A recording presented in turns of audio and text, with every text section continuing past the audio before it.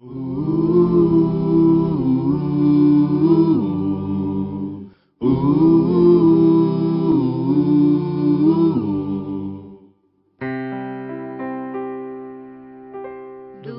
teu falar, ó Salvador, jamais vou duvidar, é encorajador. Alimento Diário, série Cristo, o centro conector da obra de Deus. Título do volume 3, Vinculados em Amor. Autor, Pedro Dong. Título da semana 1, Em Cristo tudo se mantém conectado e unido. Segunda-feira, ler com oração Números capítulo 9, versículo 23. Segundo o mandado do Senhor se acampavam e segundo o mandado do Senhor se punham em marcha.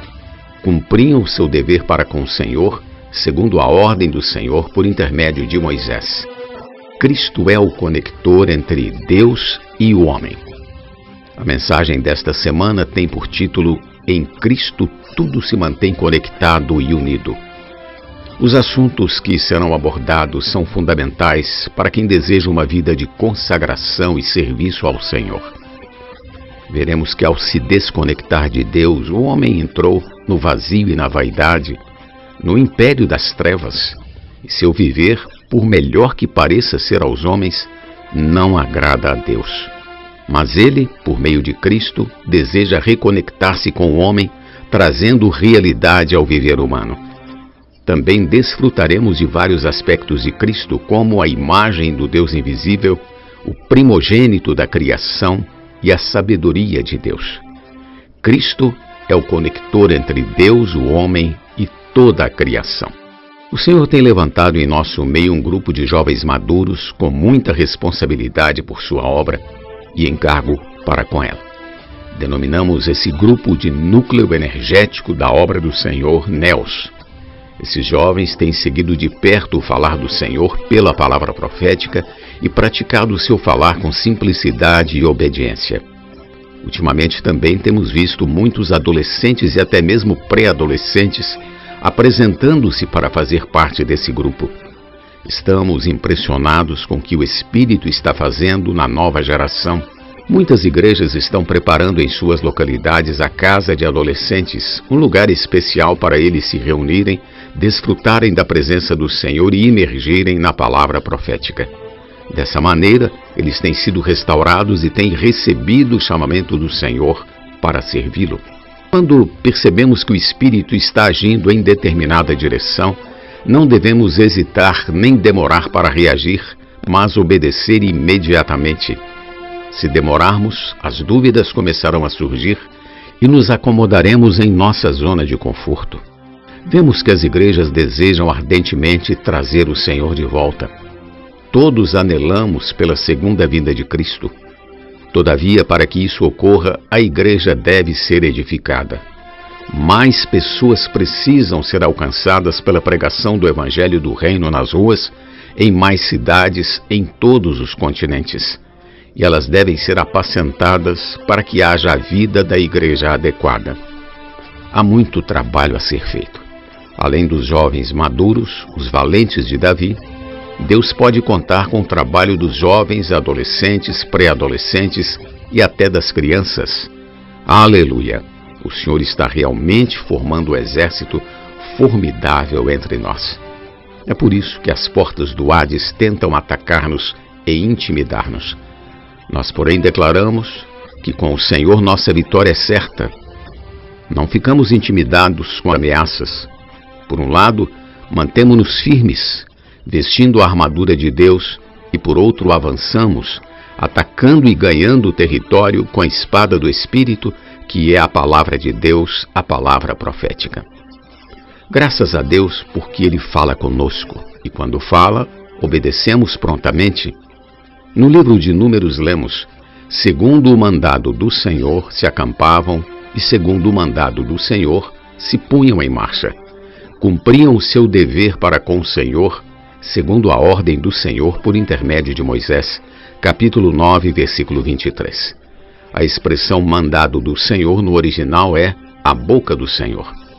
O povo de Israel agia segundo o mandado, a boca do Senhor. Quem era a boca do Senhor? Era Moisés. Nosso Deus fala conosco, aleluia. Ele usa seus profetas e podemos ouvir sua voz. Em Colossenses vemos que Cristo conecta o homem com Deus. Ele conecta o homem com a verdade. Cristo é a única realidade com que Deus preenche a igreja até a plenitude divina.